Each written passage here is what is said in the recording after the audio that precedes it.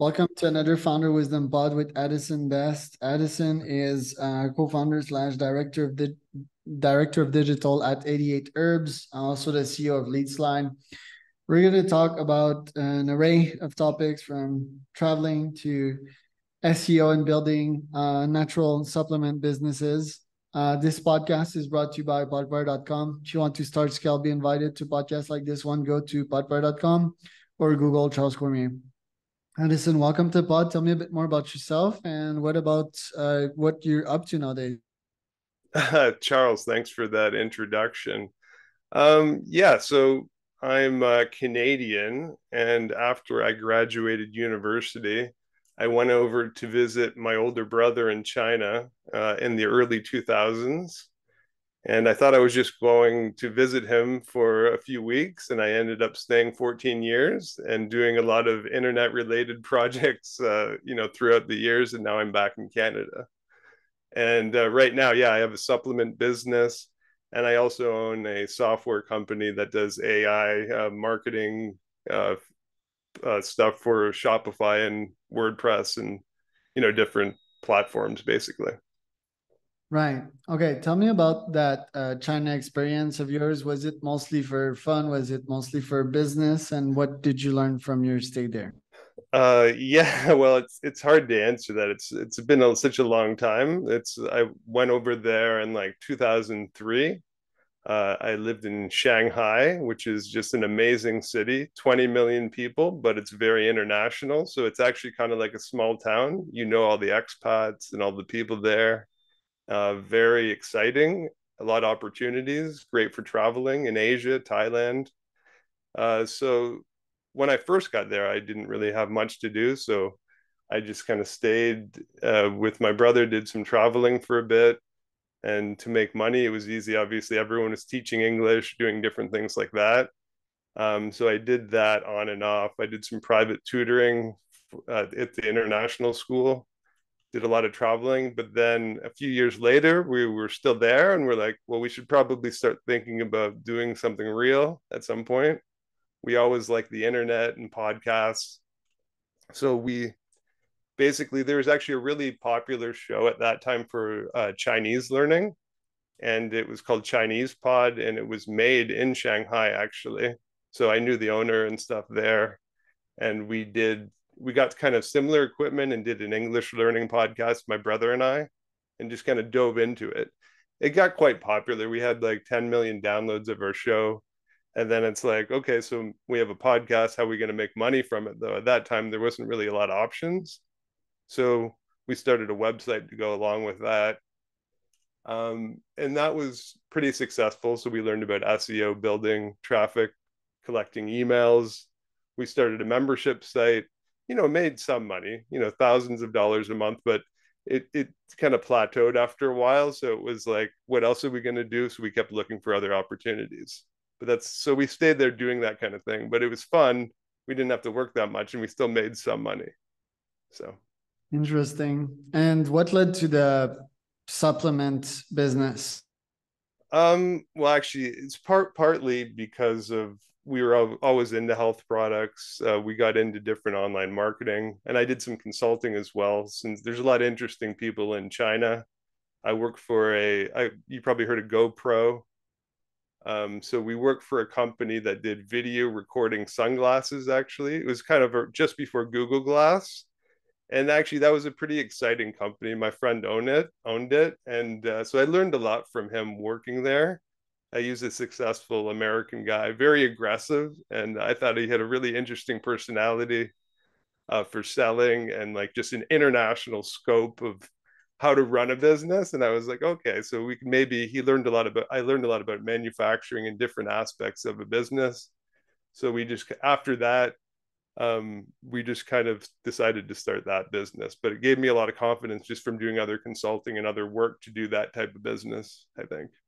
And the smart glasses, I was reflecting this weekend coming back from my Spartan Ultra in Monterrey, Mexico. Why can't I have smart glasses while being in a taxi and have all the details of the businesses I see, how much they're making on a yearly basis, what type of rents are they paying, What about like crossing paths with individuals? Oh, tell me a bit more about this human there, a more entertaining version and educating version of reality. Why is that not a reality nowadays?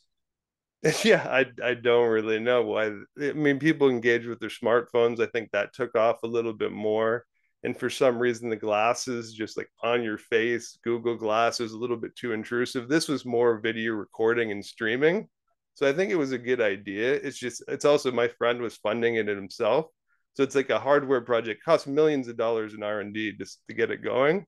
So it's just, it never really quite hit I think the level that he wanted to, and it did okay for a while, but just hard to keep it going, I think, with all the other things and just the interest. And I think other companies did that too.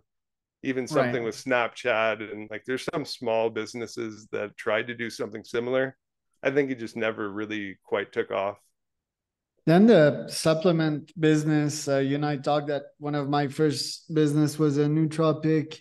Back in the days, it was one of the best formula. There was containing many ingredients that you actually sell, but individually nowadays. By the way, I'm a customer of yours. I did buy some of your supplements before the 5-HTP one, the L-theanine. I think you have rhodiola in there too, and Yes. ashwagandha. You're like rated up high on Amazon, so you pop out first. Be sure you know that. But tell me about the business itself. You have three partners. How do you source your ingredients? How do you create the formulas, and then how do you market them? I'm more of the online side. My brother and a partner is involved in more of the manufacturing and like that part about it. So that's more of like the R&D and strategy for the actual formulation that goes on my a different part of my team.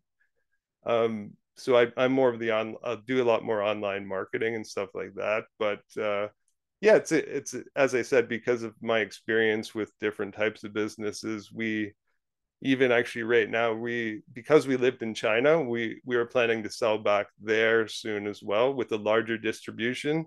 And I think my mentality, it's not just online. We have retail here in Canada.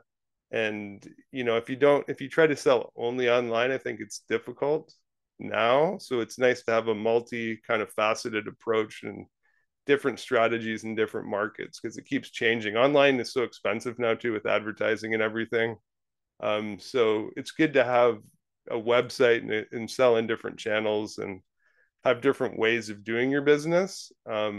Actually, even now, there's so much hassles though too. So even it took me, I'll give you an example. I just found out just before the podcast, it took me over 3 years to get our 88 Herbs brand registered in Canada, our trademark. And I just found it was approved, and we really needed that for some of the international markets to show proof because they're worried about counterfeits and owning your brand. Even though, of course, we own it, we've been selling for years, but even that, it takes so much time and they question it. We had to send so much proof just to get it approved. And there's just so many hassles with regulations and everything. So it's things are going well, but it's hard. So many things are slow and changing in that type of industry too, and more rules and regulations. But I think because we've been involved since 2013, that's a lot better. It would be hard to start, I think, now. Um, it's kind of hard to even imagine what I would do at the moment if I was going to start from scratch. It's just, of course, it's easier once you've been established, you have the reviews, you have a market, um, and that part's good. So I don't know if you have any other questions related to that, but Yeah, how do you grow on Amazon? Because SEO to me is like not that interesting, but SEO on Amazon, because there's a search engine there, obviously, is interesting. So how did you grow on top so fast? yeah, right. So I think in 2013, that's when we basically started there, and we started with L-theanine and ashwagandha, I think, in Canada.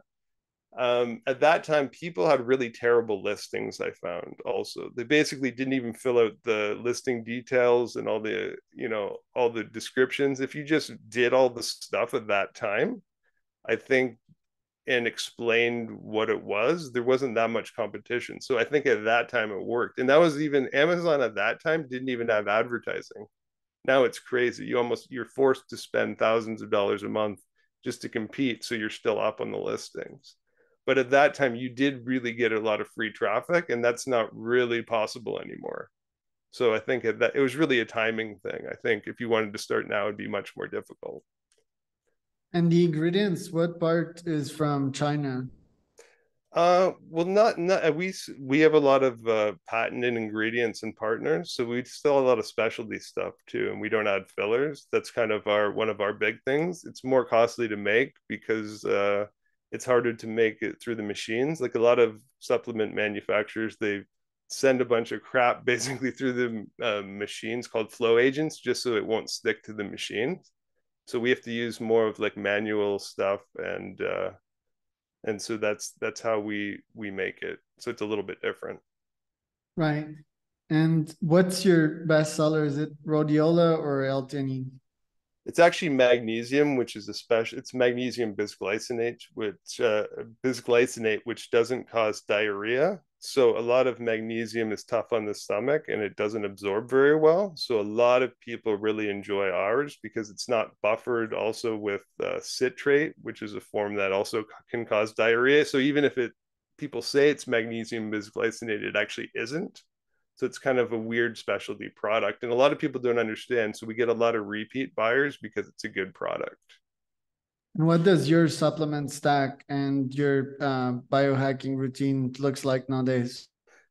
Well, I take all of my stuff. I'm more of now because I'm in my 40s. I'm not. I was more like into working out and more muscle building in my younger days, and now I just want to live longer and healthier. So I'm more into curcumin as well for joint and pain and relief, fish oil, and I just take stuff that anti-inflammatory based, and I just want to stay healthy longer so I can move, hopefully for a long time.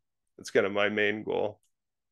Right. And how do you go with like new formulations? Like, is it a brainstorm with the team? Then you have some PubMed literature into this. Like, how do you formulate and ideate new supplements?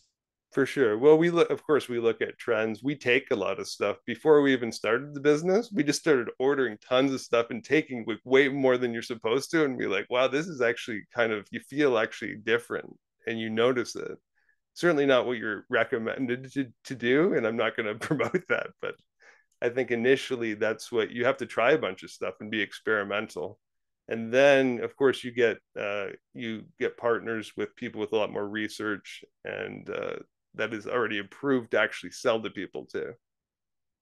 What are your top goals for 2024 Um, with the supplements with or just anything? anything.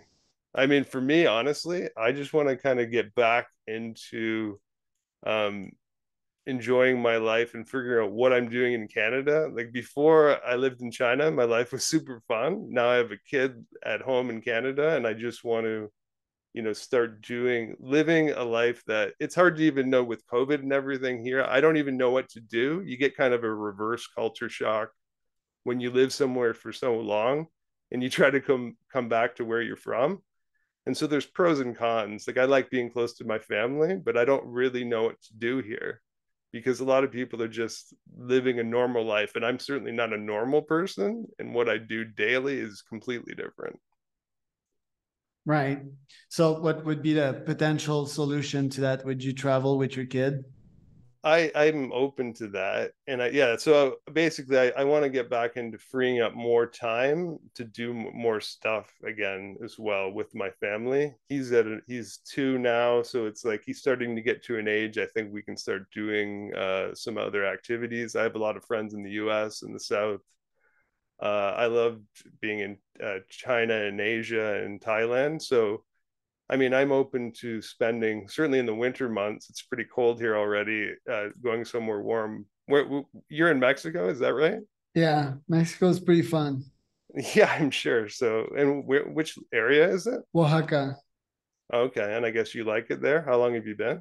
Yeah, on and off for the past 6, 7 years, but yeah, we're having a house here since the past like year or so, and we're in the mountains, so I can just go running with the dogs, and gastronomy is quite cool here. So lots of things to do. What activities did you used to do in China? Well, yeah, just running, working out, and it's a very nightlife kind of a culture. So unfortunately, I drank way too much too, so it wasn't the healthiest for that part. A lot of fun. It's a lot of fun when you're young and single too. So I think when you're not going out as much, it's you shouldn't be doing those things as much. So I try to avoid that now. Right. All right. Well, Addison, thank you for showing up today and sharing value. Where can people find out more about you? Actually, is it cool if I just jump in a little bit for some other stuff too? Or like, Yeah. do we have a few minutes? Yeah. Couple of things. Yeah. So also, I just wanted to touch on quickly about my marketing company, LeadSlide. That's also something I'm working on now. And before I was so involved in content, I told you with my English learning platform. So I'm trying to get back into that and creating kind of a platform and tools that basically I used to use, but it'll be automated. So you can easily embed like an email opt-in form on your website, a landing page, collect emails, and even write an ebook with AI and embed it on your site. So you can basically you can build like a whole marketing funnel quickly and try different things to get people to subscribe and show them really cool ideas about your products and services without having to have like 18 different plugins. That's kind of the concept. And I'm going back working on that now with my business partner that I met in China as well. So pretty excited about that. And where can people find out more about that one? That's leadslide.com. LeadSlide.com. Yeah, and I'm on 88 Herbs is my herbal supplement business. So yeah, you can find out. You can probably find me on the contact form if you want to do that way as well. Thank you. That was Addison Best and Charles Cormier for another CEO Wisdom podcast.